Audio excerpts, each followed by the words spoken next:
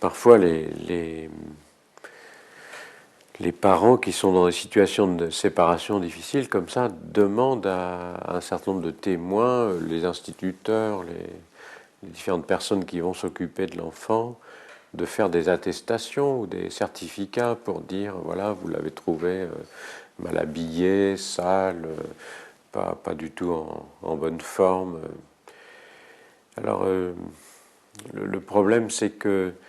on voit bien que dès l'instant où les choses sont formulées de cette manière-là, c'est pas tant au fond le souci de la protection de l'enfant, de son bien-être, mais c'est l'utilisation qu'on pourrait faire de son mal-être dans un conflit entre les deux parents. Donc pour ma part, j'aurais plutôt tendance à demander à tous les professionnels de ne pas tomber dans l'histoire des attestations, mais plutôt de demander aux parents d'avoir recours à des gens qui sont avec cette fonction dans leur métier. Par exemple, un médecin peut faire ce certificat ou cette attestation. Parce que sinon, tous les autres professionnels vont se trouver dans des situations qu'ils connaissent bien en général, qui est celle de la prise d'otage. Si je fais l'attestation pour ce parent qui me demande ça, à ce moment-là, je suis complice de ce parent. Si je fais l'attestation pour ce parent, ça veut dire que je suis contre l'autre parent. Et il y a beaucoup de professionnels qui mesurent à quel point les choses sont beaucoup plus nuancées que ça. Bien sûr, des fois, l'enfant arrive, il n'est pas si bien habillé par le père que par la mère, ou il n'est pas si en forme dans telle ou telle circonstance. Bien sûr, toutes ces choses-là sont des différences entre les deux types d'éducation du père et de la mère qui sont séparés. Mais à condition que ça reste dans des limites raisonnables, on ne va pas en faire une attestation qui alimenterait la guerre, la relation haineuse entre les deux parents qui ont déjà beaucoup de mal à se séparer. Par contre, à partir du moment où c'est vraiment quelque chose qui est l'objet d'une constatation dans laquelle la question de la protection de l'enfant n'est manifestement pas assurée, alors là, ce n'est pas du tout le même cas de figure. Là, les professionnels savent qu'ils doivent avoir recours à un certain nombre de choses qui sont les signalements classiques, qui sont prévus dans la loi. Donc ça, c'est tout à fait une autre situation. Et je crois que là, c'est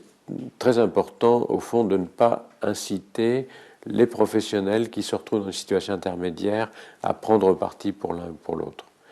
Alors pour eux, ça peut être difficile de dire aux parents, écoutez, je ne fais pas l'attestation que vous me demandez, mais peut-être qu'ils peuvent justifier ça auprès des parents à qui ils refusent en disant qu'ils ne souhaitent pas devenir, au fond, quelqu'un qui serait pris à partie dans ce conflit entre les parents et qu'ils essaient de rester du côté de l'enfant, celui qui essaie de tempérer, au fond, les difficultés que l'enfant a à se retrouver dans une situation ou dans l'autre.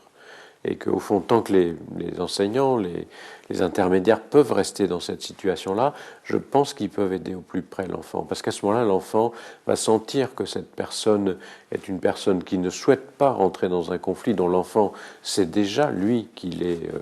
tout à fait délétère pour lui et dont il souffre beaucoup.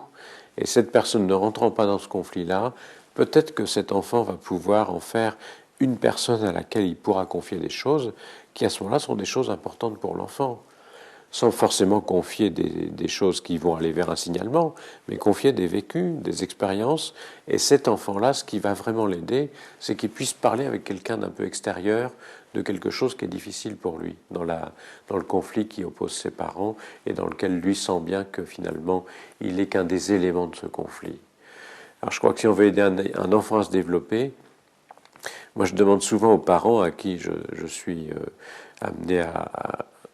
que je suis amené à rencontrer pour de telles situations-là, je leur demande d'être généreux un peu dans cette situation-là, qui consiste à ne pas prendre leur enfant comme un objet du conflit entre parents en train de se déchirer,